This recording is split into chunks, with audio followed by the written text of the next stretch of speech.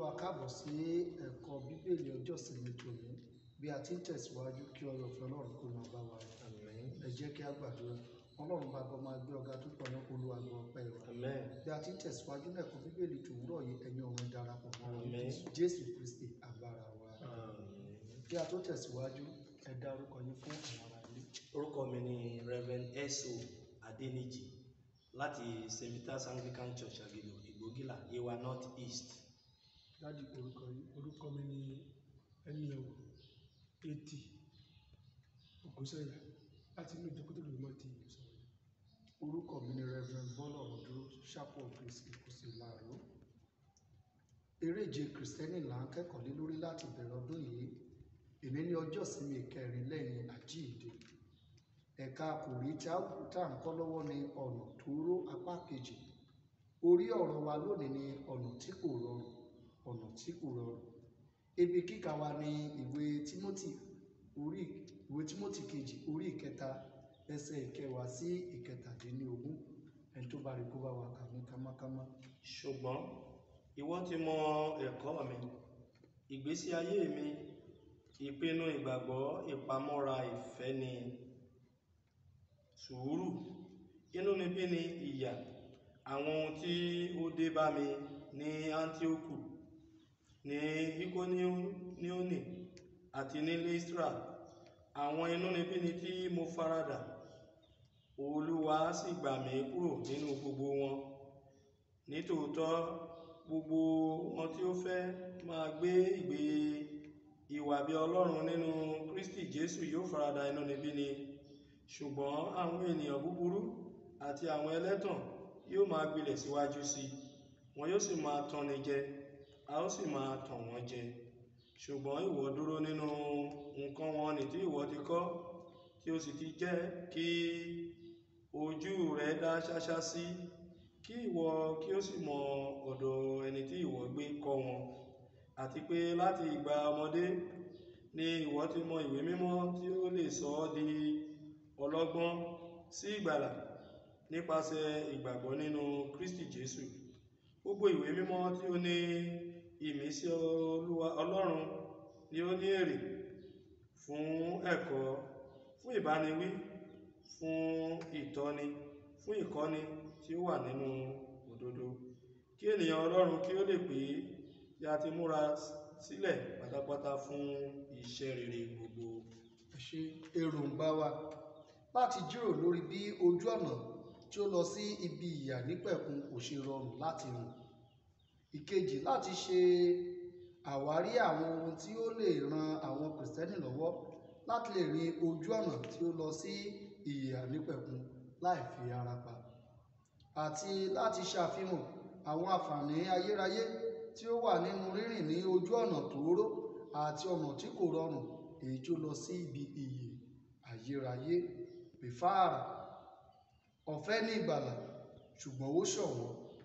Nítorí náà, a lè wí pé eréje Kìrìsìtẹ́nì kì í ṣe èyí tí ó rọrùn gẹ́gẹ́ bí ó ti rí. Olórin kan ti kọ orin báyìí: kì í ṣe ọ̀nà tí ó rọrùn ní ìrìn àjò wa sí ọ̀run.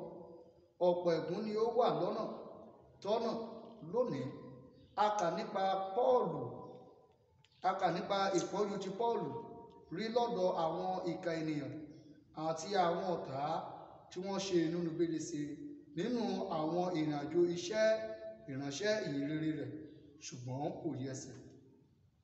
Àwọn ìbéèrè fún ìjíròrò wa yóò túbọ̀ la ojú wa sí bí ó ṣe jẹ́ ọ̀nà tí kò rọrùn àti bí a ṣe lè rin ọ̀nà náà ní àrìnyege nínú gbogbo ìṣòro tí ó dojúkọ gẹ́gẹ́ bí onígbàgbọ́, àti bí a ṣe lè jẹ àǹfààní tí ó wà nínú rírìn ní ojú ọ̀nà tóóró àti ọ̀nà tí kò rọrùn náà. Pọ́ọ̀lù ni àpẹẹrẹ tí a gbé yẹ̀wò lónìí. Bí ó ti rí ìdojúkọ àti ìṣòro, àkọ́pẹ́ kò yí ẹsẹ̀, ó sì dúró lórí òtítọ́ rẹ̀, ó sì jèrè rẹ̀. Bí àwa náà bá ṣe bẹ́ẹ̀, a ó jèrè ìgbàgbọ́. Fún ìbéèrè lónìí, èyí tí ìbéèrè wa fún ìjíròrò àkọ́kọ́ ni pé láti inú ìrírí Pọ́ọ̀lù nínú ibi kíkà wa lónìí, báwo ni ó ṣe lè ṣe àpèjúwe ọ̀nà tí kò rọrùn sí ìgbàlà, ṣe àfiwé rẹ̀ pẹ̀lú ìwé Mátíù orí kọkànléníogún ẹsẹ̀ ìkẹsàn sí ìkọkànlá. Ẹ ṣé púpọ̀. Àpèjúwe ọ̀nà tí kò rọrùn sí ìgbàlà, ó jẹ́ ọ̀nà tí inúnibíni tí ìyà tó wà, ó jẹ́ ọ̀nà tí ènìyàn gbọ́dọ̀ ní sùúrù, ó jẹ́ ọ̀nà tí ó jẹ́ wípé ènìyàn á bá wàhálà àti ìdààmú pàdé. Nígbà tí a bá ń ṣe àpèjúwe àbí tí a bá ń ṣe àfiwé rẹ̀ pẹ̀lú Mátíù, níbẹ̀ yẹn ìkórìíra máa wáyé. Tí a bá ń gbìyànjú láti rìnrìn àjò sí ọ̀nà ìgbàlà, á kórìíra wa, wọ́n á ṣọ̀tẹ̀ sí wa, onírúurú ohun ni wọn yóò ṣe sí wa. Orúkọ Jésù Olúwa yóò ràn wá lọ́wọ́. Àmín. Síbẹ̀síbẹ̀ bó tu kíkórìíra pọ̀ tó ká ṣe kí ni ká dúró nínú òtítọ́. Nípa fífi ojú inú wò ó, bí ọ̀nà tí kò rọrùn ṣe máa rí, báwo ni a ṣe lè rin ọ̀nà náà ní àríyegedé ìjọba ọ̀run gẹ́gẹ́ bí Kristẹni? Ìwé Tímótì kìíní orí 4 ẹsẹ̀ 12 sí 13 pẹ̀lú ìwé Fílípì orí 4 ẹsẹ̀ 8 sí 9. Ṣé púpọ̀. Ohun tí ó ṣẹlẹ̀ bẹ́ẹ̀ ni pé gẹ́gẹ́ bí Tímótì, Paul sì gba Tímótì níyànjú nínú ìwé First Tímótì orí 4 yẹn ẹsẹ̀ 12 sí 13 yẹn, pé kó má jẹ́ kí ẹnikẹ́ni kó gan ìgbà ìwé rẹ̀, kó dẹ̀ jẹ́ àpẹẹrẹ rere fún àwọn tó gbàgbọ́.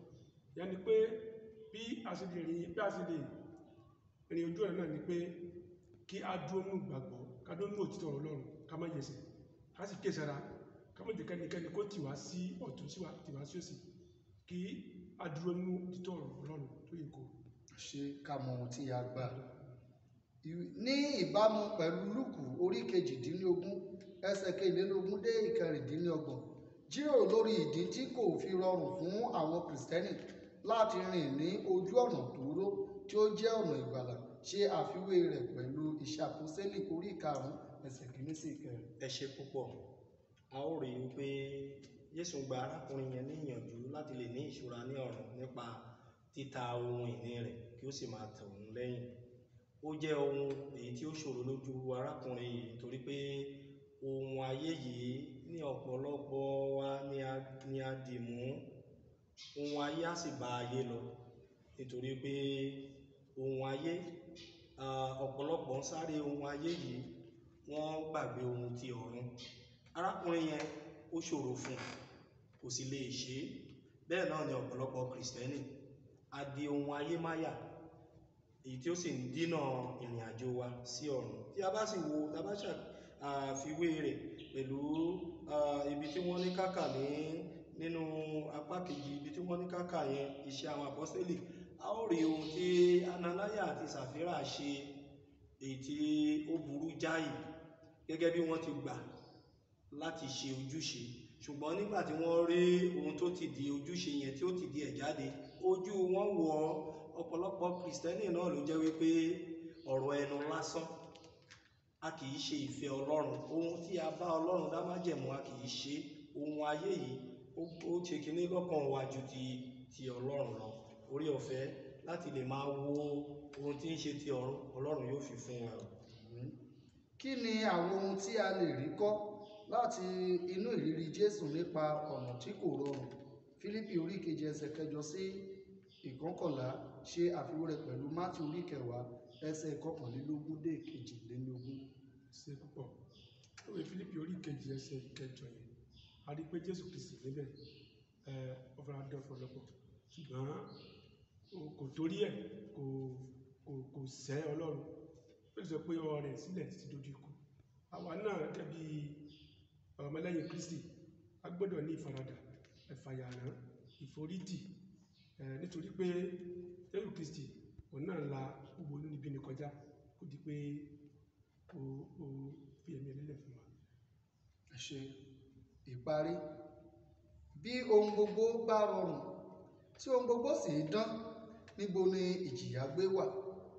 Gẹ́gẹ́ bí ó ṣe wà àti àgbékalẹ̀ àtọ̀runwá, ọ̀nà sí ìjọba ọ̀run kì í ṣe èyí tí ó rọrùn. Àwọn ọlọ́gbọ́n nìkan àti àwọn tí wọ́n ti pinnu ọkàn wọn fún Kristi àti ìjọba rẹ̀ nìkan ni wọ́n lè farada ìṣòro tí ó wà ní ojú ọ̀nà náà, tí wọn yóò sì lè rí tí wọn yóò sì lè rin ìrìn ní àrìnyege títí dé òpin. Rí i dájú pé ìpinnu rẹ jẹ́ èyí tí ó fẹsẹ̀ múlẹ̀ tí ó sì dúró lórí òtítọ́. Fún ìrònú, kò sí ohun rere kan tí ó wá pẹ̀lú ìrọ̀rùn. Ẹsẹ̀ àkọ́sórí wa ní ìwé Mátíù orí 10 ẹsẹ̀ 22. A ó jọ kà papọ̀. Gbogbo ènìyàn yóò sì kórìíra yín nítorí orúkọ mi, ṣùgbọ́n ẹni bá forí tì yóò mi, òun náà ni a ó gbàlà. Ní orúkọ Jésù Kristi, Ọlọ́run yóò gbà wá là. Ọlọ́run a dúpẹ́ o fún ẹ̀kọ́ Bíbélì tòní. Ọlọ́run gbọ́ ọpẹ́ wa. Fún wa lórí ọ̀fẹ́ láti sá eré ìje ní àṣàjèjì. Má jáfayé bọ̀ ọ̀run wa jẹ́. Jésù Kristi Olúwa wa. Àmín. Àmín. Àmín lórúkọ Jésù.